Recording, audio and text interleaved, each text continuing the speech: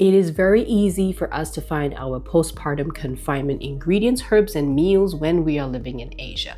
But in the West, things can be a little bit more challenging when you are not close to a Chinatown or there isn't a big Asian grocery store nearby to offer you a variety of Asian ingredients. So, how do you know if the ingredients in my Western grocery store are hot or young in nature? How do I know if the ingredients are confinement friendly? And how do I prepare a Western meal that is also confinement friendly? So join me with Dr. Yoon Kim, a licensed acupuncturist and traditional Chinese medicine doctor from Los Angeles in the USA, as we dive into these questions to help you prepare for the comfortable confinement month that you desire while living in the West. So what classifies as hot foods and cold foods? So the foods are all categorized like hot or cold, yin and yang. The temperature can also vary it too. So something could be considered cold, but if you cook it, it can be considered hot. So it changes it. Oh. So if I cook cucumber in a soup, would that then make it warm? Yeah, it'll make it more warm. It might still be cool at the essence of it, but it'll make it warm. I do have a book on it. This is Chinese Natural Cures. In this book, so they categorize a bunch of the foods and mention some natural remedies for certain ailments. Is that something that you follow as well when you advise your patients on the foods? Yes, I do follow it, and it really helps in terms of using food as medicine. You don't have to necessarily use like herbs or to get the whole benefit. I mean, if you're eating correctly too, that always helps with any kind of ailment. Oh, absolutely. Yeah, it's interesting you mentioned food as medicine and eating correctly, because a big growth in, I guess, allopathic Western medicine is lifestyle medicine. Like, I actually just finished a course because I felt it would just be a good complement to what I'm doing. But, you know, the concept of eating and living healthy, it will help with all your ailments and your conditions and just having a better life as you get older. It's interesting to see that. I guess our modern medicine is going back to that. I would say it's going back to that because so many of other cultures and other types of healing already follow that, right? One person I met at that conference, he's based in the UK and he specializes in PCOS. He's trying to get acupuncture into the UK's PCOS guidelines as a treatment, as an option for treatment. Oh, yeah, that's really interesting. Yeah, it's so interesting, like meeting all these people doing their work, and then like us having this conversation 2 years ago. Like, I feel like for me at least, I want to pull everything together instead of doing more work from the ground up. You know, like might as well just collaborate rather than try to build things up from scratch again. That sort of thing. So it's fascinating.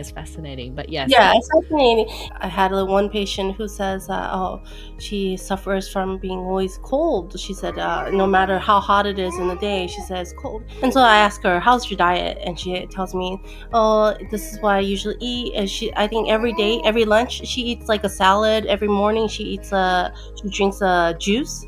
And I was like, oh, these are all cold properties. That's probably why you feel so cold. And I was like, try, just like something simple as switching out to soup. How about lunchtime, switch it out to a soup? And she didn't understand why switching from a salad to a soup will make her feel warm. I'm like, how do you feel inside when you drink something warm? Do you not feel warm? And she was like, yeah, I do. I was like, that energy is going inside of you. So it's not just about what you're eating, but also the property of that food and how you're taking it in. I mean, like, if you're feeling a cold, you wouldn't be like, I'm going to eat a pint of ice cream right now. You'd be like, oh, I feel sick, so I'm going to eat something warm, like, because it makes you feel better. That just going back to that instinct, that natural instinct that you have of how it feels inside of you, actually guides you in what these properties of these foods are. I love that. I love that you say the instincts. How did your patient feel after that, after trying out your recommendation? She did feel more of a difference, that she did feel warmer. So I told her like she should stick to more than warming foods. How did she feel in terms of her health after making that change? And did she stick to it? Yeah, overall she was pretty healthy. It was just that she said she was constantly cold, and so yeah, she was pretty good about sticking to it because she was a very healthy person. I was like, but all the foods that she was ingesting were all just cold. It was either like uncooked or just raw, raw forms. And I was like, yeah, the nutrition is there. You're definitely getting your nutrition, but I would suggest changing up the temperature of it. I love that. Actually, that's a great tie into the confinement. I want to ask you a bit more when you say the instinct when it comes to food consumption and then related to confinement, because all the advice is you should eat all the warming foods because your body is depleted. You talked about the channels, preventing cold and dampness from entering the body.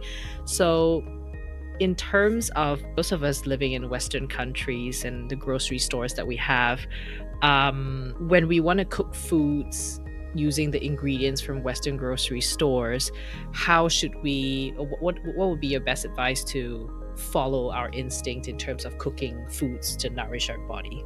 I would say definitely changing up the temperature, heating it up, putting in a soup. A lot of spices are categorized as warming or hot. So adding spices to your dishes will warm them up and can change up the property. Okay, what type of spices? I think most categories of spices are considered warming. So this all goes back to the yin-yang theory. So what foods are hot, cold, and windy. So meats are usually considered as a yang food because they do warm up your body. They replenish your blood. Dairy is considered yin. It is supposed to be a cold food. Grains are considered a neutral energy. So depending on the dish, it can go either way. So this is how you cook it then influences the greens effect on your body. Okay. Yes. Nuts and seeds are considered yin. Vegetables are yin, more of a cooling energy. So that's why we always suggest, like, if you are like a salad, because it is just cold or yin foods, we suggest cooking up the vegetables to warm them up. What's the difference with greens and vegetables? So greens like leafy greens and vegetables are like carrots and squash. Categorize all of them as cooling. Oh, okay. So fruits, of course, are considered cooling. And then now going to like drinks, alcohol is a yang energy, because think about it. When you ingest alcohol, how do you feel inside? You feel that heat building up, right? Absolutely. Very warm. You're just sweating, you're flushed and all that. Yes, exactly. Caffeine is considered a yang energy, except for green tea, white tea, and oolong tea. Food classification is similar to herb classification.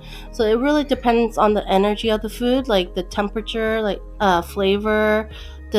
We also say like when herbs, like which direction is it going?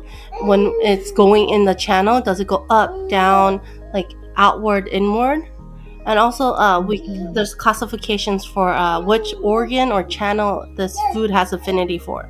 The food classification is very much similar to herb classification, how herbs are classified. Are they foods that are windy? But I guess this is where like I guess some cabbage and broccoli makes you bloated and gassy. Those are windy. Is there such a category for such foods? For windy that I've only come across so far, I think is shellfish. Using foods as treatment is probably a lot easier than it is using herbs as treatment, because you can use any type of food that you find in your local grocery store. What do you think about ginger? My mom's always asking me to take a ton of ginger, but I wonder if there's a limit, because everything in moderation. Where does ginger lie in terms of like, if I really cannot access much of any other herbs, but I know ginger helps with warming as well, it helps remove wind. How much should I be taking? Say like if you're my patient and I saw that you're getting like a lot of heat signs, then I would say, back off the ginger. Like you might be warming up your body too much. But other than that, no, not really. Oh yeah, during the season changes, I don't think too much changes during the season changes, because you would still recommend that the patient eat warming foods. and still try not to. So you just because they're in the confinement period during summertime, you still wouldn't recommend like having them eat cold foods or raw foods. You would still want them to eat warming foods. So maybe you wouldn't give them as warming or as hot because you don't want to induce sweating, but you still want to keep them warm. The next question I would have for you is the sweating part, because I remember you told me that too much sweating is also no good because then it cools the body down, right? And also because you're depleted in your fluids, you don't want to deplete them more. I hope you had a good time with myself and Dr. Yoon Kim talking and learning about all things to do with confinement foods and hot and cold foods. Now, if you want to learn more about the confinement practice, especially to DIY it at home, please get my book, Postpartum 30. It's available on Amazon and any other online retailer. And if you've got questions, please pop them in the comments below or email me at kristal@bridgesandhealth.com. I'll put the email in the description as well. And thank you for watching and listening, and I'll see you in the next episode.